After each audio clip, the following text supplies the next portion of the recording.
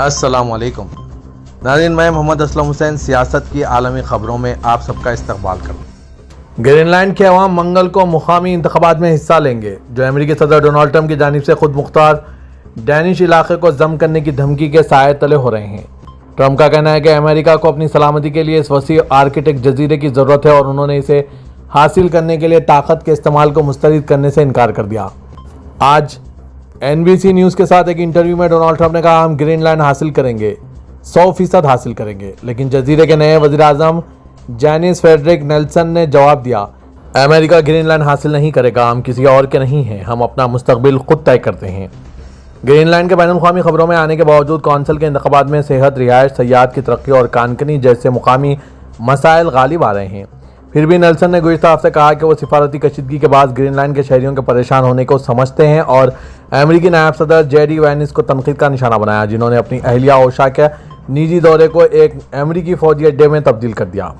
Venice نے اس موقع پر Denmark پر تنقید کی کہ وہ گرین لینڈ کے عوام کے لیے اچھا کام نہیں کر رہا ہے۔ امریکی صدر ڈونلڈ ٹرمپ نے کہا ہے کہ وہ سابق صدر براک اوباما کے خلاف 2028 میں تیسری مدت کے لیے انتخاب لڑنا پسند کریں گے، جو آئین کے تحت ممنوع ہیں۔ اوول آفس میں صحافیوں سے بات کرتے ہوئے ایک فرضی انتخابی مقابلے کے بارے میں سوال کے جواب میں ڈونلڈ ٹرمپ نے کہا، مجھے یہ چیز پسند آئے گی اور یہ اچھا ہوگا۔ انہوں نے مزید کہا کہ لوگ مجھ سے انتخاب لڑنے کو کہہ رہے ہیں اور تیسری مدت کے لیے دوڑنے کی ایک پوری کہانی ہے۔ مجھے نہیں معلوم، میں نے کبھی اس کی تحقیق نہیں کی۔ لوگ کہتے ہیں کہ ایسا کرنے کا ایک طریقہ ہے، لیکن مجھے اس کے بارے میں نہیں معلوم۔ تاحال میں نے اس بارے میں کوئی تحقیق نہیں کی۔ میں ایک شاندار کام کرنا چاہتا ہوں، ہمارے پاس 4 سال ہیں۔ ٹرمپ کے یہ بیانات ایک دن بعد آئے جب انہوں نے کہا تھا کہ وہ تیسری مدت کے لیے کوشش کرنے کے بارے میں مذاق نہیں کر رہے ہیں، جو اس بات کا واضح اشارہ ہے کہ وہ 2029 کے اوائل میں اپنی دوسری مدت ختم ہونے کے بعد ملک کی قیادت جاری رکھنے کے لیے آئینی رکاوٹ کو توڑنے کے طریقوں پر غور کر رہے ہیں۔ پینٹاگون نے آج کہا ہے کہ امریکہ مشرق وسطی میں تعینات طیارہ بردار بحری جہازوں کی تعداد بڑھا کر 2 کر رہا ہے۔ فرانسیسی خبر رساں ادارے AFP کے مطابق پینٹاگون نے کہا ہے کہ مشرق وسطی میں ایک طیارہ بردار جہاز پہلے سے موجود ہے، جبکہ دوسرا انڈو پیسیفک سے بھیجا جا رہا ہے۔ یہ اعلان اس وقت سامنے آیا جب امریکی افواج یمن کے حوثی باغیوں کو ایک مہم میں تقریباً روزانہ فضائی حملوں سے نشانہ بنا رہی ہے۔ مقصد اس خطرے کو ختم کرنا ہے جو ان سے خطے میں شہری جہاز رانی اور فوجی جہازوں کو لاحق ہے۔ پینٹاگون کے ترجمان شان پینل نے ایک بیان میں کہا ہے کہ کارل ونسن مشرق وسطی میں بیری ایس ٹرومین کے ساتھ علاقائی استحکام کو فروغ دینے، جارحیت کو روکنے اور خطے میں تجارت کو تحفظ فراہم کرنے کے لیے بحری بیڑے میں شامل ہوں گے۔ پینل نے خطے کے لیے ذمہ دار امریکی فوجی کمانڈ کا حوالہ دیتے ہوئے کہا کہ امریکی وزیر دفاع پیٹ ہیگس نے فضائی اثاثوں کی تعیناتی کا بھی حکم جاری کیا، جو ہماری فضائی صلاحیتوں کو مزید تقویت بخشے گا۔ سنگاپور کی حکومت نے داخلی سیکورٹی کے قانون کے تحت ایک لڑکے اور ایک لڑکی کو حراست میں لے لیا۔ برطانوی خبر رساں ادارے رویٹرز کے مطابق حکام نے آج 4 شنبے کو بتایا کہ ایک نوجوان کو مساجد پر حملوں کی منصوبہ بندی جبکہ دوسرے کو شام میں داعش کے جنگجوؤں کے ساتھ مل کر لڑنے کا ارادہ رکھنے پر حراست میں لیا گیا۔ حکام کے مطابق حراست میں لیا گیا ایک 17 سالہ نوجوان دائیں بازو کے سخت گیر نظریات کا حامل ہے اور وہ خود کو مشرقی ایشیا کے سپرمیسسٹ کے طور پر دیکھتا ہے۔ انٹرنل سیکورٹی ڈپارٹمنٹ نے بتایا کہ وہ مساجد کو نشانہ بنانا چاہتا تھا اور اس مقصد کے لیے اس نے امریکہ، ملیشیا اور تھائی لینڈ سے گنز خریدنے کی ناکام کوششیں بھی کی۔ حکام کے مطابق یہ نوجوان زیادہ سے زیادہ ہلاکتوں کا خواہش مند تھا اور کم از کم 100 مسلمانوں کو قتل کرنا چاہتا تھا۔ نوجوان کو سنگاپور کے داخلی سیکورٹی کے قانون کے تحت حراست میں لیا گیا اور اب اسے ٹرائل کے بغیر ہی 2 سال تک زیر حراست رکھا جا سکتا ہے۔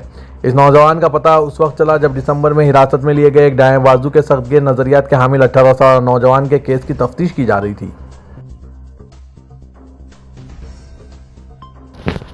جنگ سے تباہ حال غزہ شہر میں ایک صنعتی بیکری میں ایک مشین جو کبھی ہر روز ہزاروں روٹیاں نکالتی تھی رک چکی ہے۔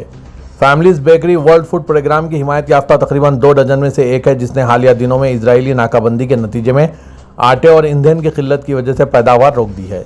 اقوام متحدہ کی ایجنسی نے آج ایک بیان میں کہا ہے کہ غزہ میں WFP کے تعاون سے چلنے والی تمام 25 بیکریاں ایندھن اور آٹے کی کمی کی وجہ سے بند ہو گئی ہے۔ انہوں نے مزید کہا کہ وہ اپنے آخری کھانے کی پارسل اگلے 2 دنوں میں تقسیم کر دے گی۔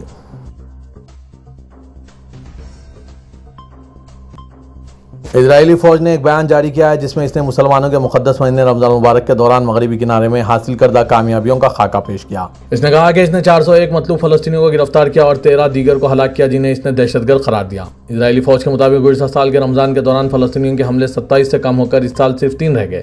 اسرائیل نے غزہ میں جنگ کے آغاز کے بعد سے مقبوضہ مغربی کنارے میں اپنے حملے تیز کر دیے ہیں جس سے سینکڑوں افراد ہلاک اور ہزاروں بے گھر ہو چکے ہیں۔ کچھ حقوق کے حامیوں نے خبردار کیا ہے کہ اسرائیل غزہ کے اپنے حربوں کو مغربی کنارے میں نقل کر رہا ہے جس کا حتمی مقصد فلسطینیوں کو وہاں سے بھی باہر نکالنا ہے۔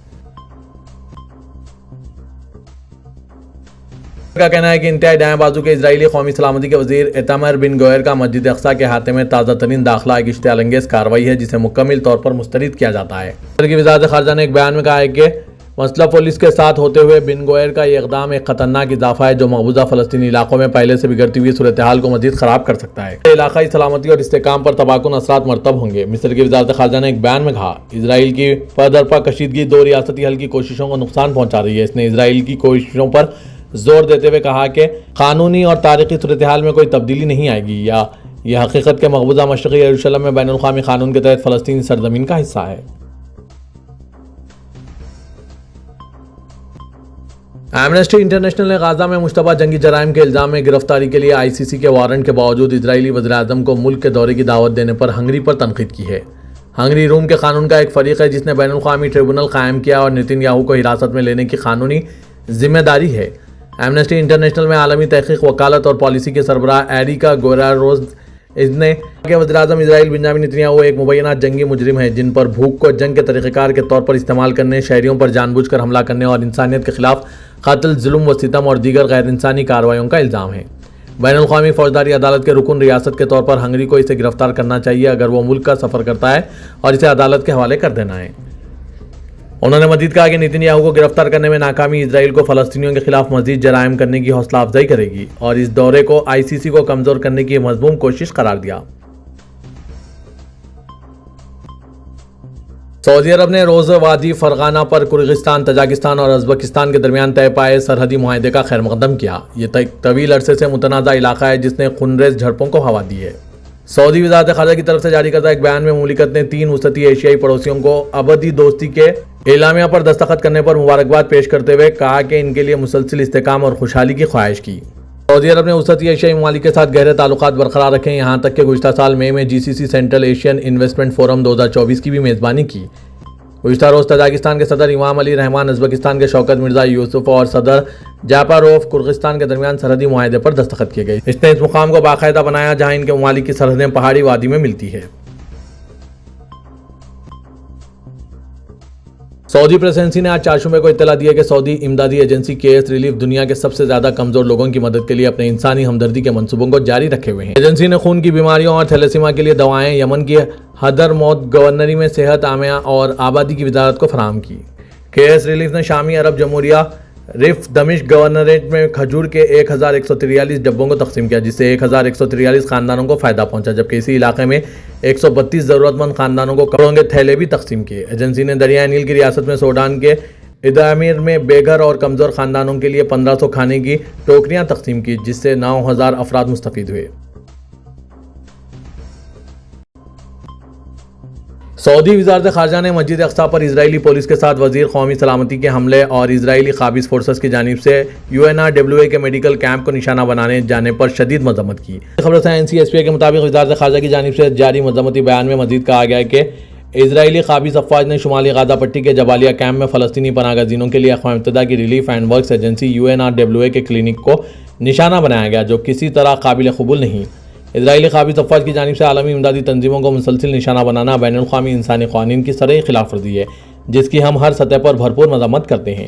بیان میں مزید کہا گیا کہ القدس اور اس کی تاریخی و قانونی حیثیت کو نقصان پہنچانے والے ہر عمل کو واضح طور پر مسترد کرتے ہیں اور بین الاقوامی امدادی تنظیموں و ان کے کارکنوں کے تحفظ کو یقینی بنائے جانے پر زور دیتے ہیں۔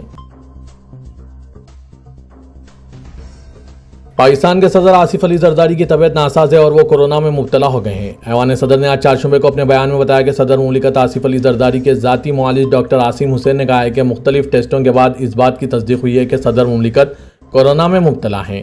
بیان کے مطابق ڈاکٹر نے انہیں اس وقت علیحدگی میں رہنے کا مشورہ دیا۔ ڈاکٹر عاصم حسین نے کہا کہ ماہرین کی ایک ٹیم صدر آصف علی زرداری کی دیکھ بھال کر رہی ہے اور اب ان کی حالت بہتر ہے۔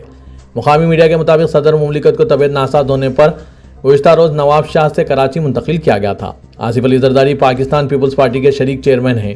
منگل کو ان کی طبیعت خراب ہونے کے بعد یہ افواہیں گردش کر رہی تھی کہ انہیں دبئی منتقل کیا جا رہا ہے۔